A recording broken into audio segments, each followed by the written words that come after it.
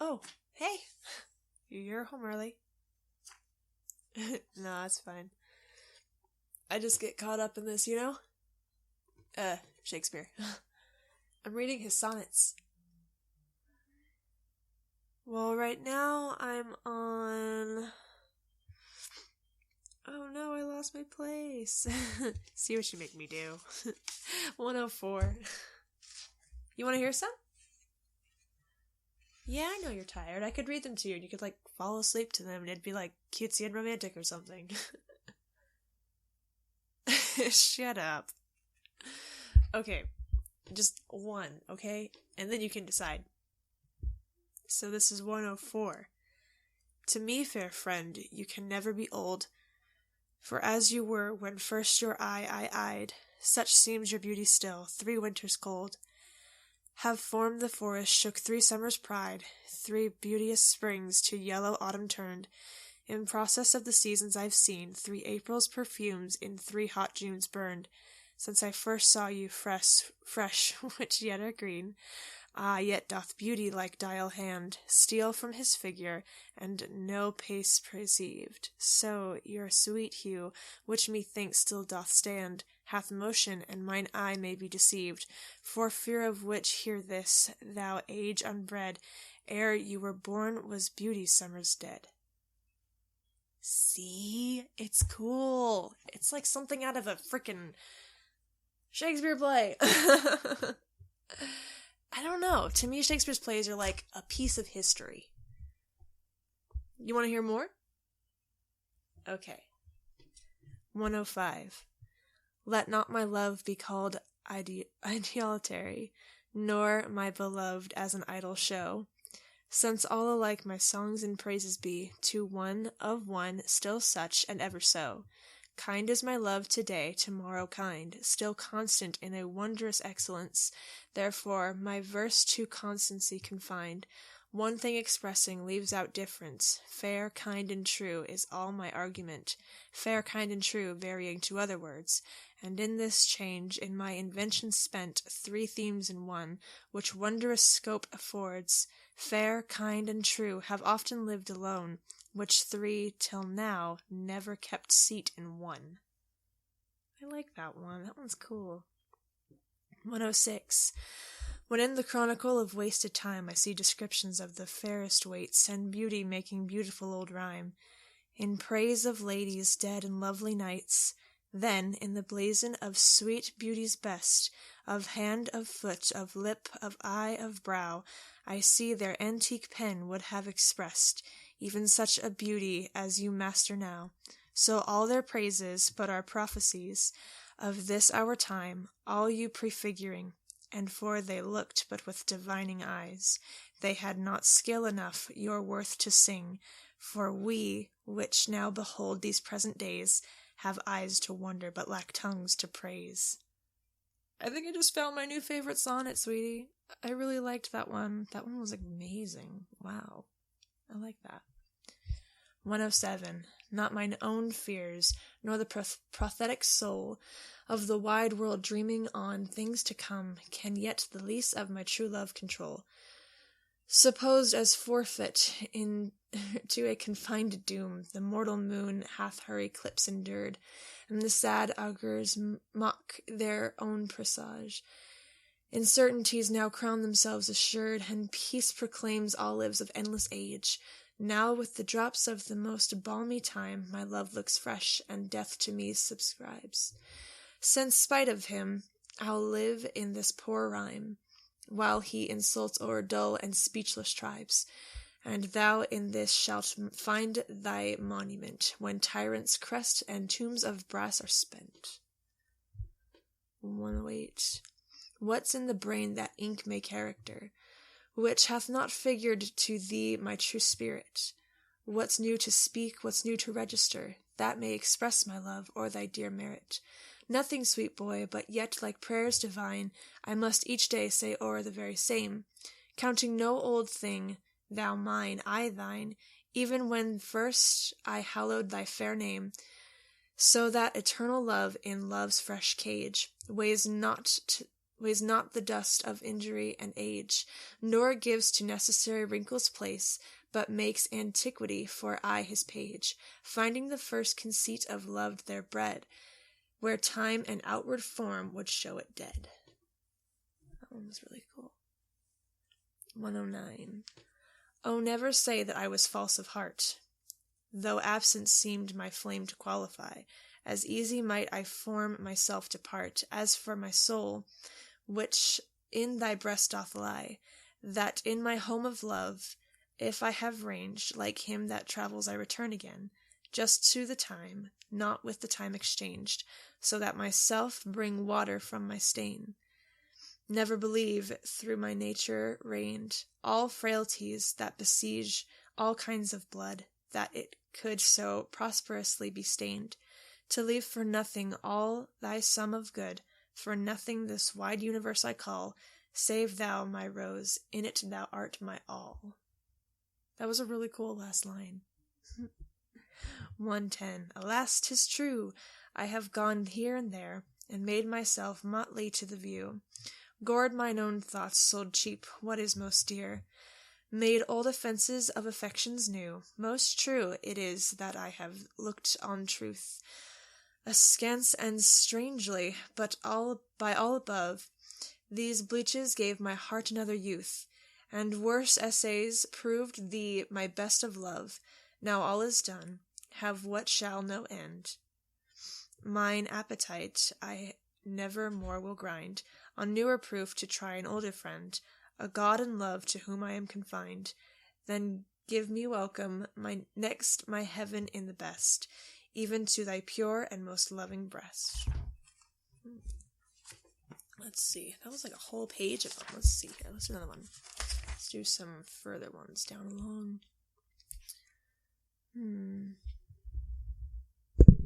Here we go, 138.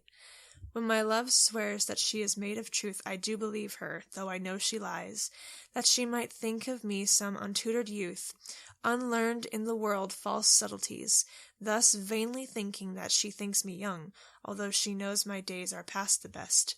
Simply, I credit her false-speaking tongue. On both sides thus is simple trust suppressed.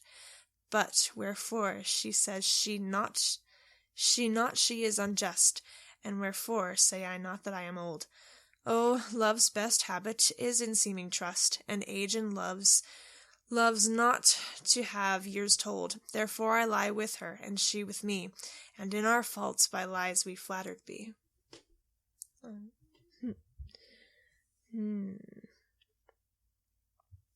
140. Be wise as thou art cruel, do not press my tongue-tied patience with too much disdain, lest sorrow lend me words, and words express the manner of my pity-wanting pain. If I might teach thee wit, better it were, thou not to love, yet love to tell me so, as testy sick men with their deaths be near, no news but hath from their physicians know. For if I should despair, I should grow mad, and in my madness might speak ill of thee. Now this ill-wrestling world is grown so bad, madness slanders mine by mad ears believed be, that I may not be so, nor thou belied. Bear thine eyes straight, through thy proud heart go wide. Isn't Shakespeare great? I could seriously read it forever. Trying to find some of his more famous ones, but I cannot remember their numbers. What's wrong with me? You think that I would.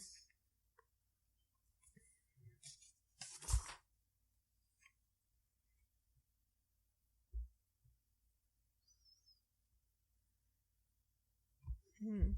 56. Sweet love, renew thy force, be it not said, thy edge should blunter be than appetite, which but today by feeding is allied, tomorrow sharpen in his former might. So love, be thou although today thou fill thy hungry eyes, even till they wink with fullness, tomorrow see again, and do not kill the spirit of love with perpetual dullness. Let this sad interim like this ocean bee, which parts the shore where two contracted new come daily to the banks, that when they see return of love, more blessed may be the view, or call it winter, which being full of care, makes summer's welcome thrice more wist, more rare.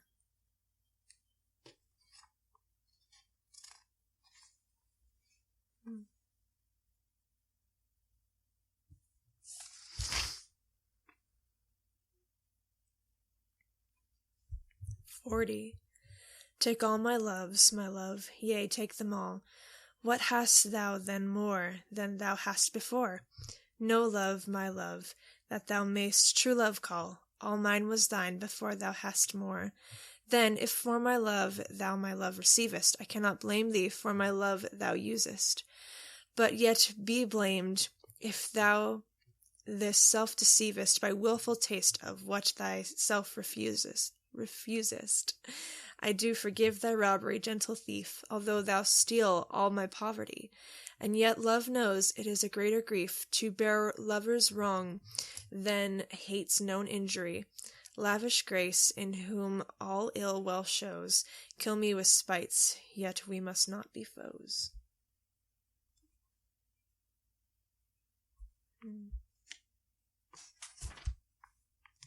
How about one more? I'm going to pick random. Let's see here. Let me gather up all the pages. Okay, here's where they start. There's 150 of these things. Okay. You tell me when to stop. Okay. Pick between 87 and 102. 96? Okay. Some say thy fault is youth, some wantonness, some say thy grace is youth and gentle sport. Both grace and faults are loved of more and less. Thou makes false graces that to thee restort, as on the finger of a throned queen the basest jewel will be well esteemed. So are those errors that in thee are seen, to truth translated and for true things deemed. How many lambs might the stern wolf betray, if like a lamb he could his looks translate? How many gazers mightest thou lead away, if thou wouldst use the strength of all thy state? But do not so, I love thee in such sort, as thou being mine is thy good report. Now I get to pick. You got to pick last time.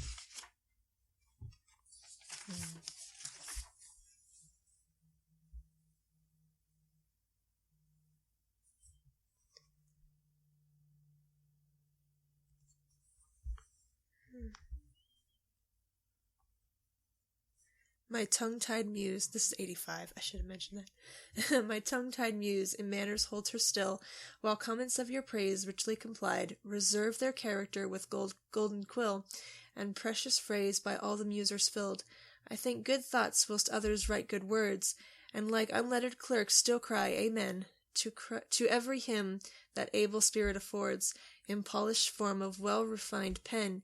Hearing you praised, I say, 'tis true, 'tis true.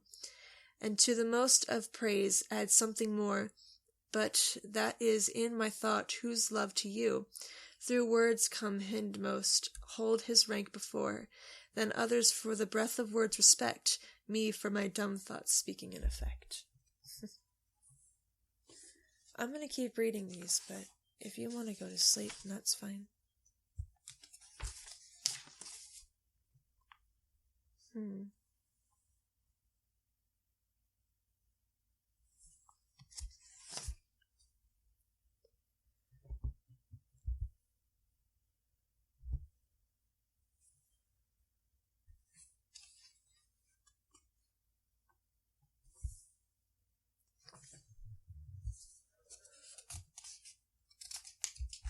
Skipped page.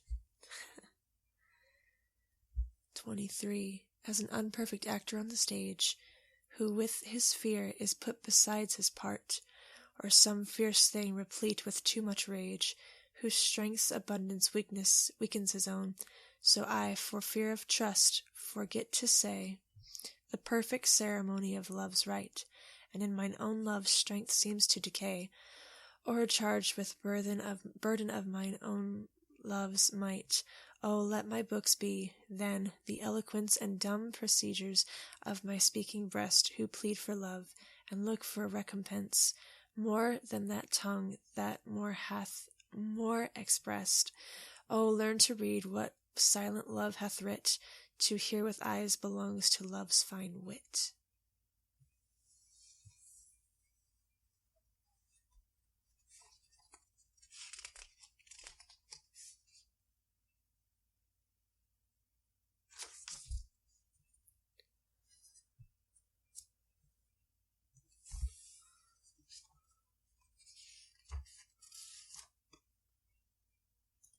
I think I'm going to end with the most famous one, 18.